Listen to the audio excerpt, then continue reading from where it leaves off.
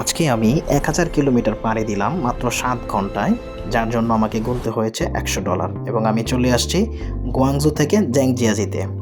এখানে ৫০০ RMB দিয়ে আমি আমার হোটেল থেকে একটা টিকিট কেটেছিলাম এবং এই টিকিটের ভেতরে সব কিছু ছিল, বাস থেকে শুরু করে ক্যাবল কার। আমি ঢুকেছিলাম ইস্ট গেট দিয়ে এবং এই টিকিট দিয়ে আপনি ৪ দিন ঘুরতে পারবেন এবং প্রথমে আপনাকে পাসপোর্ট স্ক্যান করতে হবে।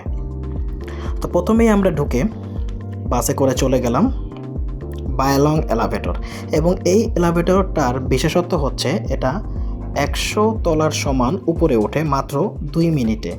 এরপরেই হচ্ছে আসল মজা।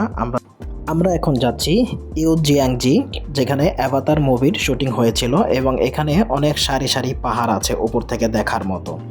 এটা শেষ করে আমরা যাব তিয়ানজি মাউন্টেনে এবং এখানে অনেকগুলো পাহাড়ের স্তম্ভ আপনি একসাথে দেখতে পাবেন, সারি সারিভাবে দাঁড়ানো আছে।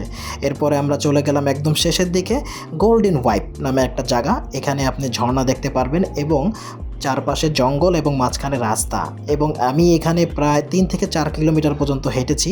খুবই ভালো লাগে, খুবই শান্তির একটা জায়গা।